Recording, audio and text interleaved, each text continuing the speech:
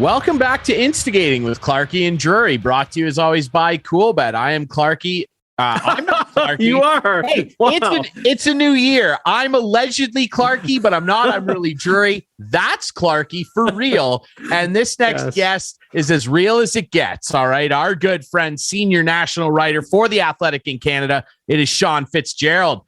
Sean, how you doing, man? Happy New Year. I thought you were going to introduce me as Clark Drury or something there. I was sure Sean Clark Drury. Yes, welcome to the program. I'm just happy to be called anything at this stage of the pandemic, man. Yeah, aren't we all? And I mean, what a weird time. I mean, it feels like we've gone back in time 2 years ago. It's just bizarre. Not a fun time. And obviously, the big story coming out of the holiday break was, of course, that the World Juniors gave it the old college try, but they eventually dropped out and had to cancel the tournament, which was really, really unfortunate because I'm sure like you, like me, Sean, for you, it's, you know, the highlight of the hockey season for me. I love the World Juniors, and to have Bailey's is the highlight for my holiday season, but yeah, you go.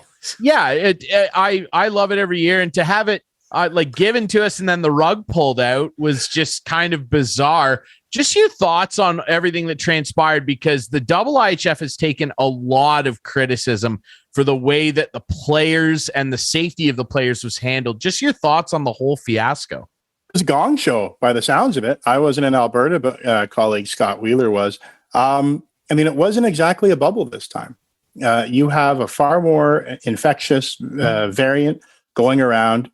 And you have kids and teams and officials, on-ice officials, hanging out in hotels where, like, the gift shops open, the restaurants open.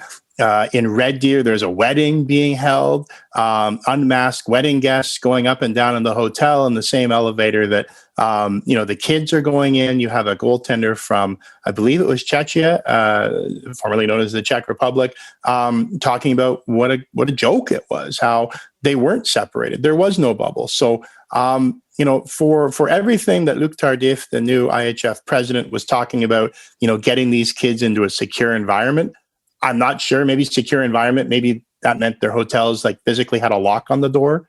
And that was about it, because it didn't seem like there was any other security involved. Certainly not any buffer from the public. Yeah, it was so bizarre. I'm glad you brought Luc Tardif up, because when the tournament was canceled, he said that day to the guys on the TSN panel, quote, "We owed it to the participating teams to do our best to create the conditions necessary for this event to work. Unfortunately, this was not enough. We now have to take some time and focus on getting all the players and teams back home safely." And then the Finland coach heard that, and the Finland World Junior coach, Antti Pennanen, said, "I'm angry because this was not a COVID problem, but the problem was that this was so poorly run. It says a lot about the state of the IIHF." Pretty damning comments from Antti Pennanen there. If you can have a whole tournament taken down by like Bob and Jenny's wedding in Red Deer in December, like, yeah, you've got some security issues, right? Like it's a wedding and you're in a hotel and nobody ever said, hey, we're going to have this kind of tournament. It's really important for TSN because it's one of the 4 pillars of their entire broadcast calendar. Like, it's a big goddamn deal for that network. And it is in turn a big goddamn deal for the IHF. Like, there's a reason they bent themselves into logical and logistical pretzels to try and get this thing going. There's a reason. It's not for the good of the kids. It's not. So the fact that you can have all of that at stake and then still somehow have something so obvious. Omicron might have found its way into the tournament regardless, right? Like it's crawling the walls, it's everywhere. But to not even have that basic safeguard, and it didn't have to be a wedding. It could have just been the fact that like there were other people from outside allowed in and around this hotel. Statistically, it's going to happen. So yeah, no, I don't think it was for the good of the kids. They tried to get this thing going. And I do believe it was a COVID problem mixed in with the fact that somebody somewhere forgot to call this hotel and say, hey, by the way, are you going to have like Bob and Jenny's wedding going on? Like, there was a real problem there. Yeah. And Omicron really did come upon us fairly quickly. And when they were planning this, it wasn't around and the world was slowly getting back to normal. So I'll cut them a little bit of slack. But the thing that baffles me is nothing was changed on the fly, it seems, from my perspective. Like everything just seemed to go the way they planned it, and they didn't make any concessions because of the way that this variant was spreading. And I think you're right, Sean. I think it probably would have got in there anyway, even if there wasn't a wedding or if there was a bubble. But when I first heard the U.S. case, I said, this tournament's done. Did you feel the same? You're going into the province of Alberta, I mean, at any point in this pandemic, and the way that the disease has been managed there, the case counts were still very, very high, even early in the planning process. That Alberta, months and months and months before this ever happened, was in crisis. Like it was a hotspot. Alberta, Saskatchewan, for months and months and months before December, was in crisis. For things not to be made, changes not to be made on the fly, I don't give them any slack for that at all. Alberta was, when you looked at the daily map that Dr. Teresa Tam sends out, Alberta was dark blue for a long time before we ever got ice in that rink. Yeah, it's bizarre. It's hard to give them any credit for basically anything when you're right. They try and go through all these logistical loopholes, I'll call it, basically, to get this tournament off simply because of the money involved. And, there was all the outcry about canceling all the women's tournaments and everything too. And, it all comes down to, like you said, Sean, the money, and they don't actually really care about the well-being of the players, it seems. It's all just about keeping the corporate fat cats happy. And unfortunately, they did a piss poor job of that. And I mean, just all the stories coming out, it just seemed to get worse and worse by the hour. There's a bunch of people in the hotel that aren't involved with the teams. Then there's a wedding going on. It was just a nightmare. You said it best at the start, an absolute gong show. And you mentioned your colleague Scott Wheeler, who was there. He tweeted as much at the time that it was a gong show. Speaking of gong shows and the province of Alberta, something is wrong with the Edmonton Oilers, and Clarkie would like to pose something to you. I know Clarkie is very passionate about the wedding. Were they at the wedding in Red Deer? Is that what's going on? It's out there. Were they guests? I think they might have been. Yeah, Connor McDavid might have been there. Who knows? Yeah, I know Clarkie, you're very, very passionate about the well-being of the Edmonton Oilers, right? So why don't you? Why would I be? Sean, why? What are you getting at? I know how you feel. So why don't you go? Well, ahead? no. All I want to know is like the Babcock rumors are out there. Like I'm not making that up. That's for sure. No. But would they go down that road? Like, would Connor McDavid like Mike Babcock as his coach? I mean, it depends on how close he is with Mitch Marner. Does he have to make a list? Right? Like, that's exactly it. Like, so Mike Babcock has a track record of success. I mean, I think when he was head coach of, arguably, I'm not saying the greatest Canadian team of all time, because there's some pretty damn great Canadian teams. But I mean, if you're looking adjusted for the modern era, like he won some medals with some pretty powerful hockey teams, and he's lifted the cup too. The game's evolved, both on the ice and off the ice. And I think one of those things is really good. I think the on-ice product is just garbage and it's almost unwatchable.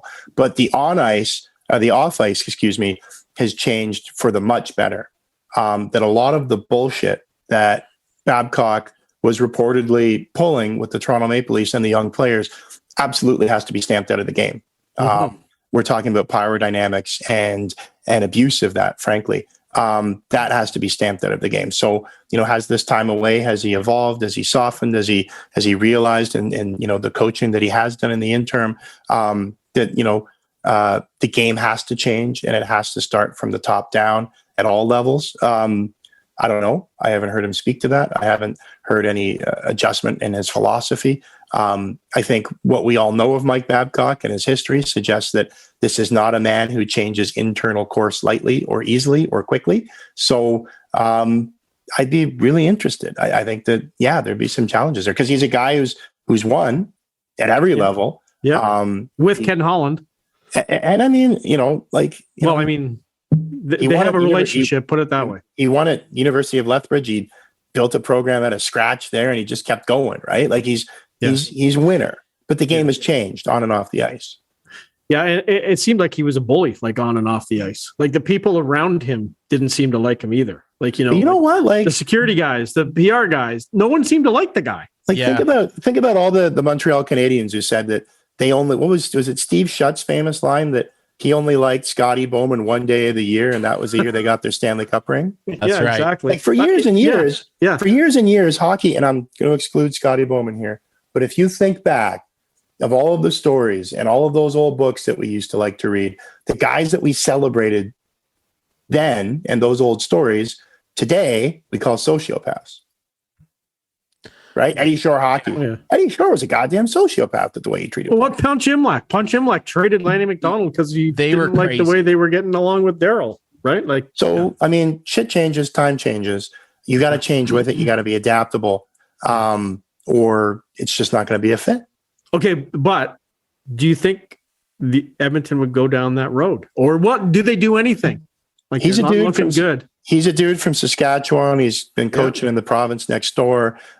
He does have a pretty impressive trophy case. I think name brand can work a lot.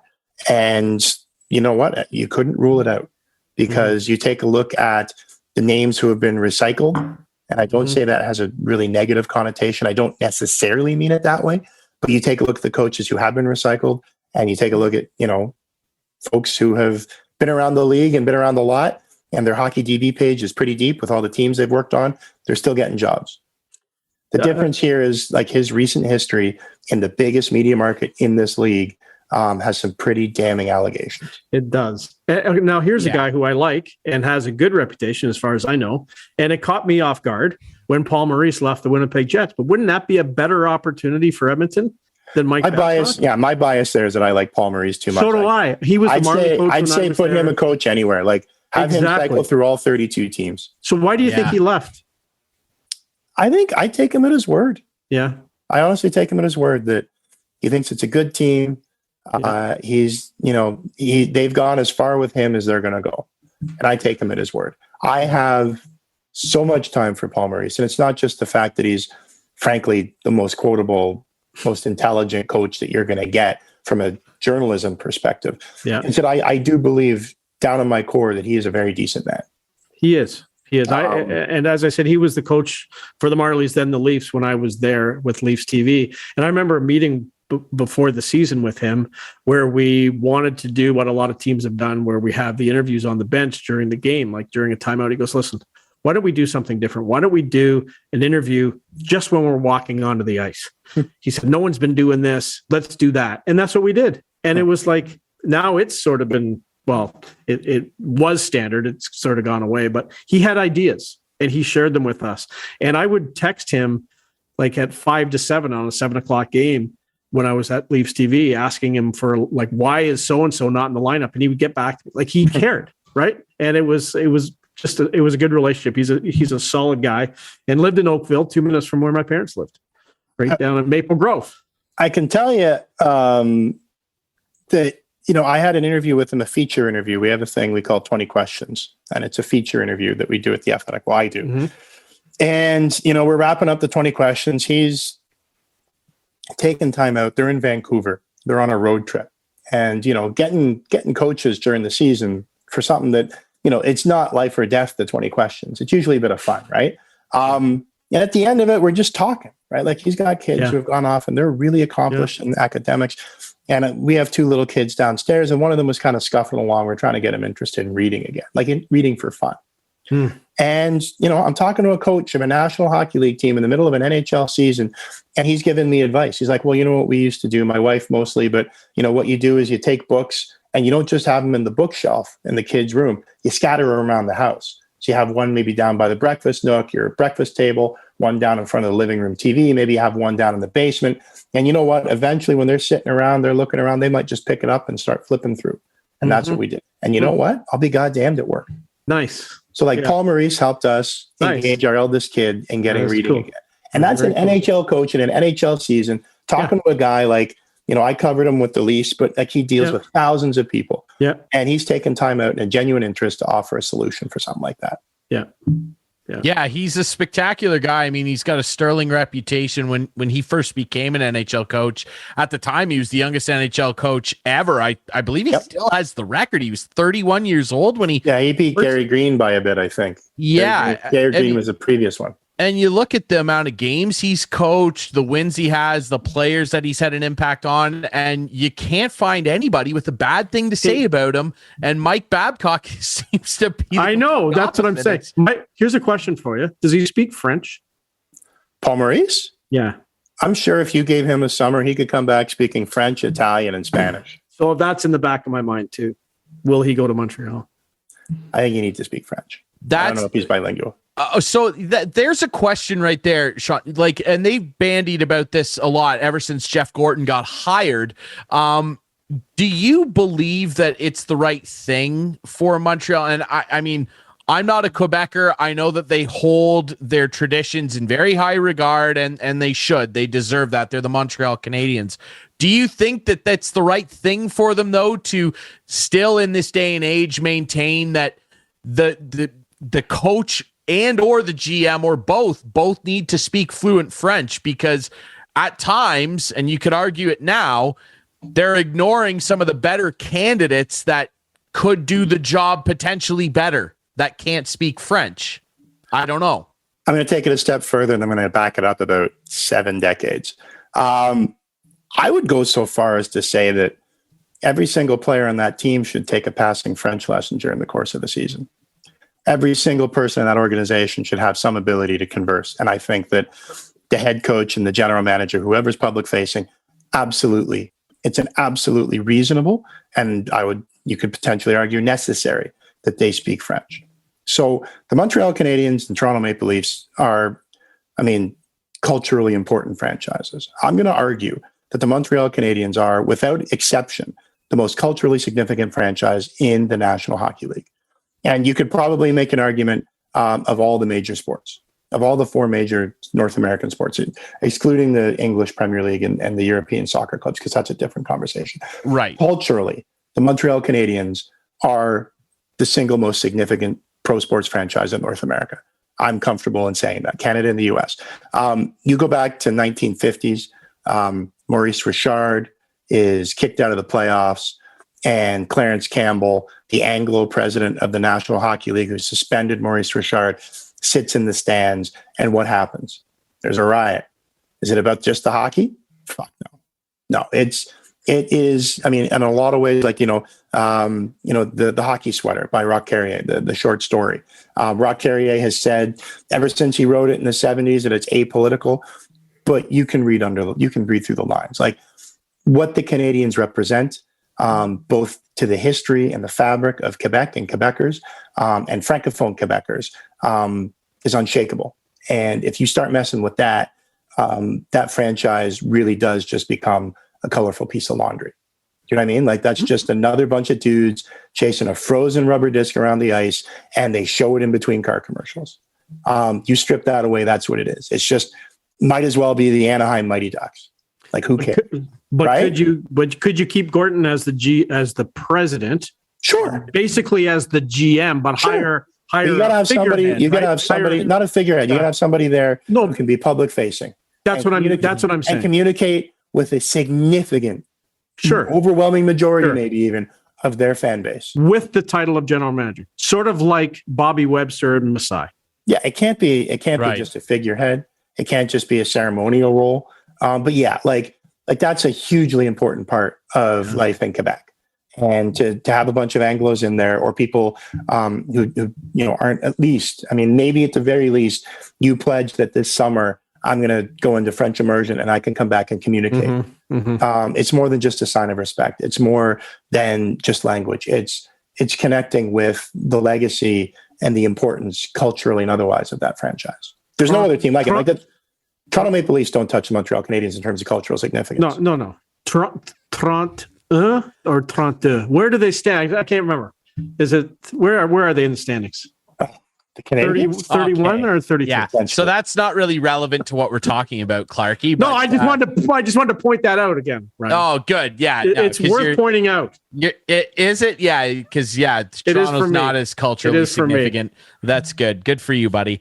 No, I agree with everything he said, Sean. I mean, I don't think I could put it better than that. I mean, that was impassioned. Like, they should play that on like the video board before games. We got to provide. Hey, that's the other thing they do really well is their game presentation. Oh, their game. It's not even. Nobody in sports. I'll say that too. Nobody in North American sports even touches the mic. Wow. Dude, when they do the torch thing, it's over. It gets me fired up every time, and I'm not even a fan of the team. On that note, though, so there's a lot of rumors going around. Roberto Luongo's name getting tossed around. Danny Briere, Matthew Darche. There's a lot of potential candidates out there. Who do you think would maybe be best suited for that role, Sean? I love Roberto Luongo's Twitter feed. If he became that, I think that'd be great. Even if he just kept it as his. What was it again? Strombone 1? Strombone 1. You revive that and you start tweeting out as an executive with the Montreal Canadiens. Yeah, I mean, there's lots of candidates out there. There should be. But I do think, to the point about the difficulty and, getting folks that you're cutting down the potential field of candidates by limiting it to their bilingualism. Like, it's a lot of the same challenge of getting folks to come back to Canada, right? Like, to the Anaheim Ducks, I think Ryan Getzlaf probably has the best gig in all of hockey because you're a superstar who makes millions when you're in the arena.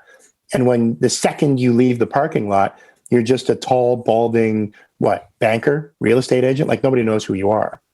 But you get the best of both worlds. And it's not cold. Mm-hmm. So, there's something to that. And, do you want to leave that to come up to Canada where, especially Montreal, where we talk about Toronto as a tough media market. Toronto's just a loud media market. Montreal is a tough media market. So I can get why people might not want to go back and work there or work anywhere in Canada, frankly. And I think it really does take a certain personality to be able to deal with the fact that, you can't go to a restaurant. You can't go get gas. Like, you're going to be recognized. You're going to be on all the time.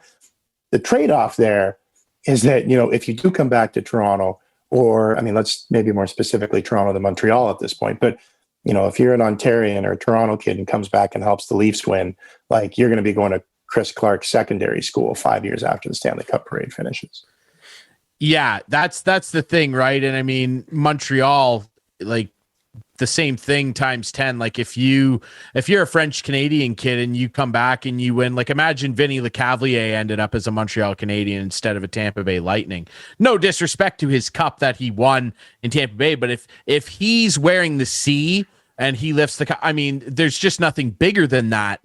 If the Canadians had drafted Denny Savard ahead of Doug Wickenheiser, and Denny Savard goes on and has that career and helps the Canadians continue their run of legacy, then he's one of the ghosts of the Forum, right? Absolutely. I think, it's just so important that you're able to connect with your full fan base. And Montreal is in a unique situation in North America, and the Canadians are such a bedrock foundation of that you can't mess with it. I was going to swear there, but I'm just going to say you can't. No, I absolutely agree. And I want to ask you as well, you mentioned how intense the media market is there. One of the things that was extremely intense was when the Montreal Canadiens decided to draft Logan Mailloux, which was arguably the most controversial NHL pick I've ever bore witness to in my time watching the game. And the OHL took it another step further just before the new year that we've entered, and they reinstated him. He is allowed to come back and play for the London Knights. Didn't they announce that the same day that the World Juniors were canceled? Yes. That's a coincidence, eh? Yeah. I'm just going to take a sip of water after I say that's a coincidence. It sure was strange. And we were doing a game that night, and I was blown away. I just couldn't believe the goofiness of it. And really, the lack of integrity and the cowardice, really, of it, because they did it 1,000,000% right in that time window to try and slide it under the cracks. And you just can't do that with social media now. Everybody noticed they kind of succeeded. That was a big news, right? Yeah. I think they accomplished their goal. They still got roasted rightfully, but not nearly as much if that was just a standalone on a quiet news day. Well, allow me to do it because I mean I cover the OHL now professionally, and I think that from everybody I've talked to around the league that covers it, everybody's just in shock about it and really ashamed almost on behalf of the league when they won't be ashamed of themselves. It's just so mind-blowing that he's going to be allowed to play. I hope he doesn't. But just your thoughts on it, right from when Montreal drafted him to this reinstatement, this whole saga is not good for anybody. No. Montreal thought they were slipping it past everybody. They shouldn't have drafted him. They thought they're outsmarting everybody by getting him when everybody else had rightfully passed on him. And then the OHL, what was the initial term? An indefinite suspension, and the indefinite suspension turned into a suspension of 26 games. To quote Lady Macbeth here, like the spot isn't coming out. That's a paraphrase. That's not a quote. Like they got spots all over their hands, and it's not coming out for either of those organizations. Yeah, it's embarrassing, the entire thing. And I don't know. The thing that bothered me too about the statement from the league, I'll just end on this, is when they announced they reinstated him. First of all, they reinstated him before he was eligible to be reinstated when they indefinitely suspended him. They said, and David Branch said, who I've given plenty of heat to over the years, David Branch said that they would review whether he was maybe eligible to be reinstated as of January 1st. They reinstated him on the 28th of December. That's embarrassing.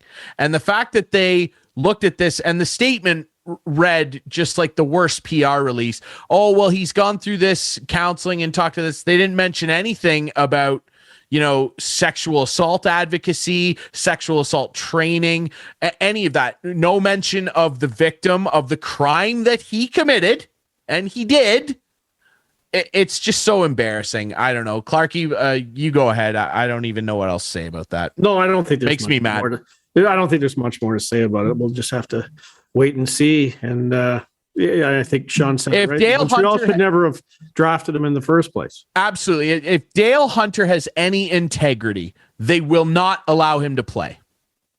And that's all I'll have to. That's all I'll say about that. Yeah, because the team could still suspend him. They should cut him, right? Is what they should do. Yeah. And if Mark and Dale have, and God bless them then. But if Mark and Dale Hunter have any integrity, they will not allow him to play. And that's all I'll say. Mm-hmm. Finally, before we let you go, a lot of games being canceled in the National Hockey League. Obviously, they had that big window where the Olympics were going to be held. Why hasn't the NHL, in your estimation, rescheduled these games and said they're going to be played during this 3 weeks that there seems to be a hole? And secondly, are they going to go ahead with this All-Star game? Like, why have an All-Star game in this kind of environment? I think maybe the hope is that the wave comes down. I mean, it's interesting because, I mean, we're talking from up here in Canada where, I mean, kids can't go play hockey. Kids aren't in school in Ontario. You can't go to school either. So like there's no beer league, there's no minor hockey. The Leafs and Oilers are playing in front of an empty barn. I mean, the Raptors are playing like Masai Ujiri has a whole lower bowl to himself. But then you look south and, I don't know about you guys. I spent my Christmas holidays watching college football, like every day, every hour. Yeah. And there's 70,000 people in a stadium. These barns are full. So I think the NHL is in a weird spot where, I mean, the minority of teams, the 7 teams up here, are playing under different health protocols than the majority. And the other twist to that is that the 7 teams up here still account for, something like 60% of overall league revenue? It's a significant percentage. So what do you do? Do you bet that the variant is going to, as some public health officials, thank God, are saying that it should be just a dreadful roller coaster of a quick ride up, and a terrifying ride up and a quick ride down, that maybe by the end of this month, we can start seeing the other side of that roller coaster. But maybe that's what they're betting on. I'm not 100% sure. It's just impossible to plan. It's folly to plan. And that's what this variant's. I guess. Well, All-Star game, they're going to go through with that? I mean, until they can. It's such a money thing, I guess now. Well, I mean, yeah, you have sponsors, I guess the NHL sponsors, you have make goods, you have a whole bunch of.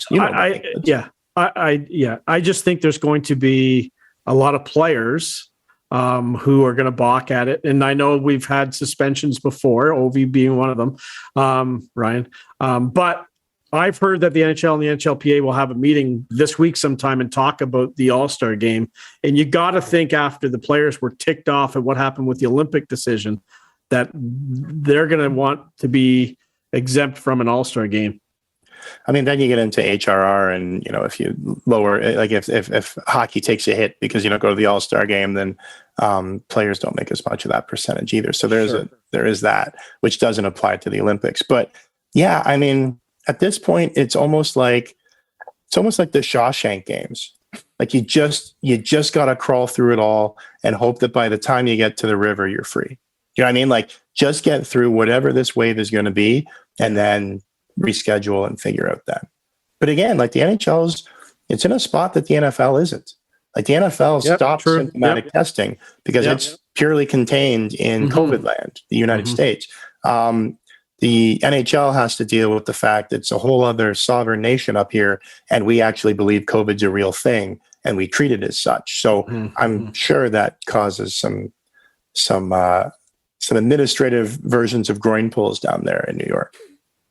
Yeah, I don't doubt it. I like the Shawshank reference too, my all-time favorite movie. Let's just hope we all end up like Red and we meet Andy on the beach at the end, because this is, like you said, it's been a wild ride up and down, Sean. The senior national writer for The Athletic here in Canada, our friend, Sean Fitz-Gerald, one of the most passionate guys out there. Read his stuff on The Athletic and make sure that you read his book before the lights go out. It's available wherever you like to get your books. And hey, get your kids reading like Sean did. How about that? Sean, we really appreciate this, buddy. It's always great to hear from you, man. Glad you're well. Good luck with the kids and the virtual learning and all that stuff. And hopefully we're all back to playing beer league soon, eh? That's great. Thanks very much for having me. Be well. Stay safe, guys.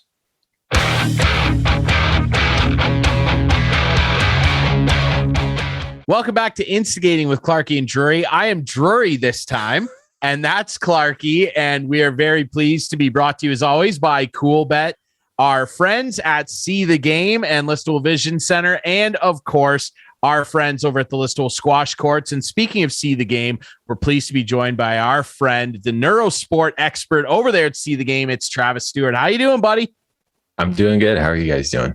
We're doing well, my friend. Hope the holidays were good. Happy New Year. It's before we start, your hat. Okay. It looks awesome. Like Ryan and I will wear the hat if we get one, right? So you got some apparel. The See the Game hats. Who do we talk to over there? Why don't you go through your team and tell us who we should talk to over there?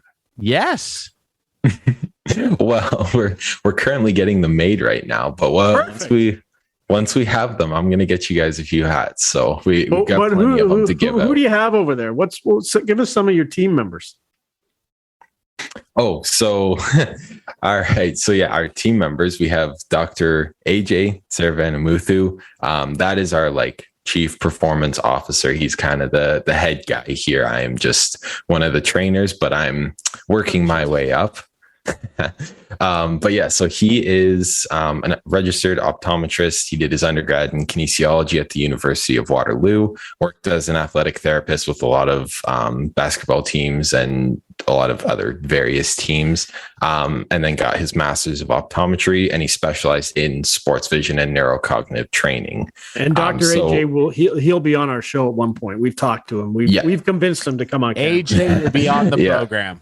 He was a little hesitant. He's not as big of a fan of this kind of stuff, but I think we have him convinced to do it. So that's good. He'll be on in later episodes. Good. So he has a really good understanding of vision, the eyes, through his optometry degree, which makes him one of the main experts on our team. And then for me, I'm one of the trainers here. I'm doing my undergrad at Wilfrid Laurier University for kinesiology. And then I'm planning on doing my master's in neurocognitive training through the Masters of Kinesiology program. And then we work with a lot of vision therapists from Listowel Vision Care really closely to help us kind of with the their expertise on like the neuro rehab side of it. And then just applying their expertise to the sport context is what we're doing. So cool. That's awesome, man. And like, look at these. Yes. Ryan, you got new glasses, fresh from the Listowel Vision Center care. Yep. The folks over there are Beautiful. the best at Listowel Vision Care Center. They'll hook you up with all of your vision needs and see the game, obviously, with the great Dr. AJ, who's a gem of a guy. This is an extension of that, and we've already delved quite a bit into what you guys are all about over there, and it's really fascinating stuff. Now we're going to talk a little bit about some of the specific training modules that you guys have over there. What do you have for us today, Travis? Awesome. So I'm going to kind of go into just like a specific sport. So first we're going to talk about hockey. Obviously very popular sport with the group we got here. So a lot of the skills associated with players and goalies are kind of the same. And there's like in hockey, there's a ton of different neurocognitive skills that we can train, things like reaction time, decision-making, multiple object tracking, perception span, eye-hand coordination, and anticipation timing. So what we kind of do is like, some of the drills that you might do if you were a hockey player, you can work on things like reaction time and decision making. But what we're doing is we're isolating those specific skills and training them at a much higher level and rate and like way more specific than what you could probably do with just like a physical on ice drill kind of thing. And then so things like it's either going to relate to like tracking players on the ice, tracking the plays on the ice, timing shots and saves, reacting quickly to a play and making the correct decision. That's kind of where this is going to apply. But we're just isolating those skills and working them at a much higher rate. And then some of the technology that we're using is pretty cool. One of the most like versatile pieces of equipment that we have are these right here. The Blaze pods, they're pretty cool. All they do is they just light up, and when they light up, you just hit them out. But since they're like completely portable, we can set them up in whatever configuration we want. They can be on ice, they can be put on the wall. There's a whole bunch of different programs through their software that we can run to vary up the drills. And then I've got a little video that will show just to kind of show like an on ice drill for hockey. So let's let that play out. But yeah, so as you can see, what they're doing is just skating as quickly as they can to hit out the pods. They're competing, so it makes it a little bit more fun, especially for like the younger athletes that we're doing. It's good to put some competition in. This guy's just skating around. So this is working a lot on like scanning the ice. So being able to just like scan what's in front of you, react on that, make a decision, go over to that. And then same thing here. They're just competing to see who can get to the most pods. So it's like a fun thing that you can do, but it's working on things like reaction time, decision making, increasing perception span, all those kinds of good stuff. Yeah, that's cool too. Like we did that when Ryan like came and visit you, and I've seen goalies with it on the boards and getting their push off and touching the boards. It's kind of cool. Mm-hmm. Yeah. So they're really nice. Like as much as we can like isolate the skills, they're also really good for like a coach to just put these in with their normal drills. Just adds a little bit more difficulty, a little bit different of a skill. I found it good like for peripheral vision too, right? Mm-hmm. Like the the side. Yeah, it was good. Yeah, exactly. So just like working on being able to like see what's out from the side, not just what's in front of you. So they're really great. We use them all the time with every single sport that we work with. They're really nice. And then the thing that these guys here like the most, this is just an Oculus right here. What is it called? It's called Sensory now. Sensory. It is incredible. It is absolutely really, feels really like cool. When we put that on, when we visited you, we thought we were on the ice. It was incredible. I think you have some video of that too, don't you? Yeah. So if you want to roll that video, so it's a VR goalie training, and they also have now a player training version. So the exact same concept, but just players and goalies. So what is he hooking up? What has he got on his gloves here? So he's got just like the controllers, kind of like a standard like Oculus that you'd use for gaming. It's just using those, strapping them to the controllers. And then once you put the headset on, you're in the VR ice rink and you're doing drills. So you can set whatever shot speed, whatever shot placement. These guys here that you'll see are going to be doing plays around you. So it's working on sports specific timing and reading the release, all those kinds of things when you're at home. So it's really good for training during things like COVID. They've worked with, like, if you look on their website at the list of the goalies that they have in their roster from like different people who offer this product, it's like every single top goalie in the NHL is listed there. And they have sponsorships with a few different teams, like I think the New Jersey Devils, Arizona Coyotes, and maybe one more recently, I think. Two or three of them. Vancouver. Vancouver's using it too. Yeah. Okay. So like if I used it, would they say Chris Clark, top goalie for the Kurtzville Men's League on Sunday mornings? Because they should. Because I'm gonna do this. I'm gonna do it. Yeah. If you sign a deal with them, they'll probably do that. I think I'll sign a deal. Bring it on. Yeah. But they have all the lists of the many goalies that they're working with. It's a super cool program to help us offer the technological side of training. And then it's also going to help with, like, there's no risk of injury with this. So, taking a weird deflection from a puck or hitting in your neck, those kinds of things happen. Exactly. Yeah. So it's a low risk, high reward kind of training. So that's what we like to offer to our hockey athletes that we're using. And then, it's also with players. So I don't have a video of that up, but it's the exact same thing. You're just making plays. There's like the controller connects to your stick rather than your gloves. So you're holding like a hockey stick and making plays and stuff, but you're in the VR world kind of thing. So it's pretty cool stuff. Yeah, it is unbelievably cool. And like Clarky said, we went over and checked this stuff out, and the VR headset was a big hit. It was the hit of the night. It is unbelievable. I don't think I stopped a single puck, but Clark, you stopped 2 or 3. I think I was perfect actually, but that's fine. Yeah, that's not true. And Travis probably has the data to back that up. He reported it. No, I don't have it with me, so I can't. It's you actually get a report? Cool. You get a report of how many goals go in?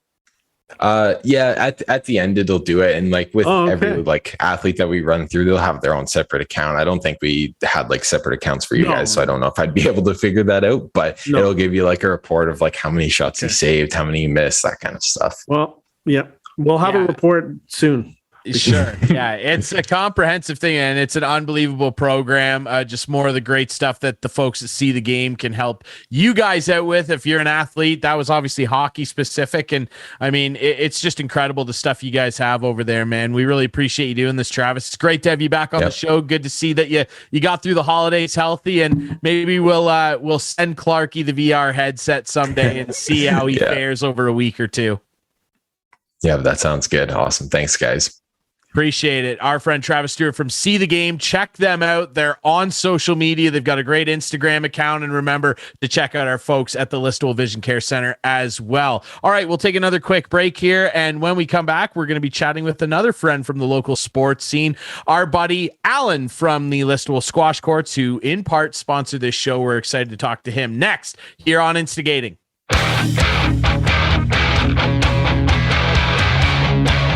Back to wrap things up here on Instigating with Clarky and Drury, our first episode of 2022. I'm Drury, that's Clarky. We really appreciate our friend Sean Fitz-Gerald of The Athletic and Travis Stewart from See the Game for joining us on this week's episode. And we're pleased to be joined by another great friend of the show, the man himself, Alan MacArthur of the Listowel Squash Courts, who, of course, is one of our great sponsors on this show, along with See the Game and Coolbet. Mr. MacArthur, man, how you doing? Happy New Year. Happy New Year to you guys too. I'm doing good. A little, I'm well rested. Had some good holidays, but I was ready to get back into it and kind of forced not to. So I'm really just trying to use my mind right now and do what I can to plan for the future. But yeah, how are you guys? We're good. I mean, all things considered, wish we could come and visit you over at the squash courts, but like you mentioned, we are unfortunately unable to do so. Obviously, it's got to be a quite a bit of disappointment on your end to have to shut down for what we hope is just 2 or 3 weeks. and not be able to invite people in, because I know the facility's really well used, and to have to shut down heading into a new year, it's got to be a bit of a bummer, Al. It is, Ryan. It's something we probably shouldn't get into, to be honest. Yeah. That's a pretty loaded subject. Let's just hope it's a quick one, right? Yeah. You know what? If I can just say one quick thing about it, go grab something. Go grab a gift card. Go grab a meal. Grab something from somebody around the corner. Try and support them right now because they need it. I know firsthand they need it. Yeah. Absolutely. Hey, listen, we talked to Travis from See the Game, and he talked about training and eye training and hockey. And then I started thinking and talking to you this afternoon, squash is a perfect game for something to give someone a complimented look at it, like a secondary sport, isn't it? Like hand-eye coordination, for instance. Yeah. Do you see that, Al? Yeah, for sure. I see it all the time, and I've read about it. I've read articles.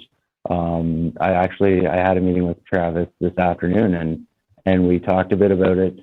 Being squash being such an excellent secondary sport, it takes you away from whatever you're doing. If you're into baseball, if you're into hockey, if that's your primary sport.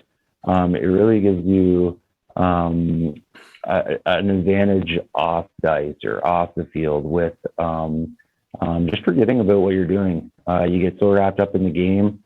You're lunging, you're stretching, you're moving different parts of your body. You're not doing the same thing. They really actually stress about if I have a young family. I have a son who's a goalie, just like you, Chris. Hoping to do big things, right? Like we all are. But he's, I'm really trying to not get him on the ice for 12 months a year. I've read lots of things with people saying, you know what, you shouldn't be doing your primary sport all year, 12 months of the year. It's repetition. It's hard on you, and it doesn't really help you improve other aspects of your game.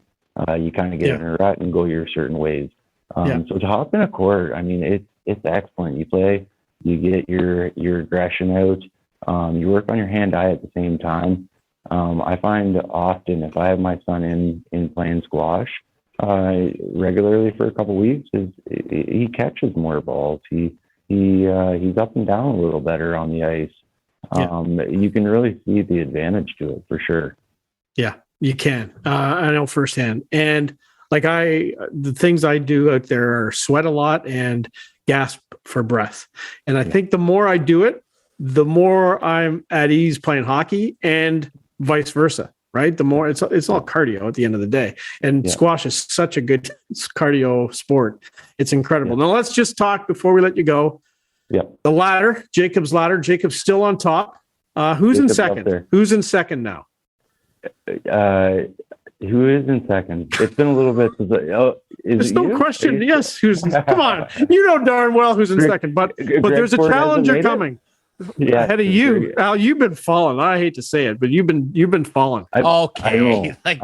So the problem with the ladder, in my defense, the problem with the ladder, as soon as the guy goes up above me, I drop one.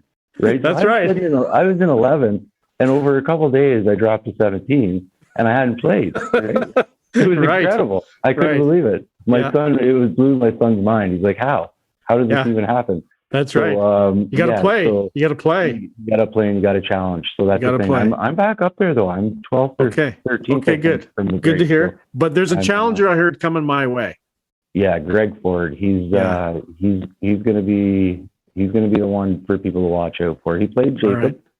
Took 4 games to play his match. Yeah. So, Jacob must not have had a good day. Yeah. No, Greg, I heard he's good, and he's good. We've talked a couple times. We just have to make it. Well, I guess we can't now, but when this opens back up, we'll be playing for sure. Yeah. At least I hit the break in second place. That's pretty good, Ryan. Yeah, that's not bad. Yeah, hold on to it. I'm trying. I'm trying. I figure if I just keep playing Jacob, I'll stay in second. Yeah, that's right. That's right. Yeah, maybe that's how it works. It's like Clarky and his Maple Leafs always in second place. Okay, cool. Always the bridesmaid, never the bride, eh, Clarky? No, I'm just teasing you, man. Yeah. Alan, Anyway. we love having you back on, man. Sorry it's under these circumstances. Can't wait to get back over to the courts and hang out with you and watch Clarky try and take down Jacob one more time. I'm excited for that, man. So keep your head up, and hopefully we'll see you soon. Awesome. Thanks so much. Yeah, you guys get in there as soon as we're open. Perfect. Absolutely, my friend. Right. Let's do it. All right. That's it from us for our first week back here in 2022 on Instigating with Clarky and Drury. I'm Drury. That's Clarky. We appreciate all our guests this week. Our buddy Alan MacArthur, our friend Travis Stewart from See the Game, and of course, Sean Fitz-Gerald of The Athletic. We are brought to you, as always, by CoolBet, See the Game, and the Listowel Vision Care Center, and of course, Mr. Alan MacArthur and the Listowel Squash Courts. Make sure to check them out as soon as they're back open, hopefully in a couple weeks. We are on Whiteman TV every Friday night at 8, Sunday night at 9. You can catch us on our YouTube channel as well, and be sure to follow us on social media at Instigating Pod. That's it from us. We'll be back next week.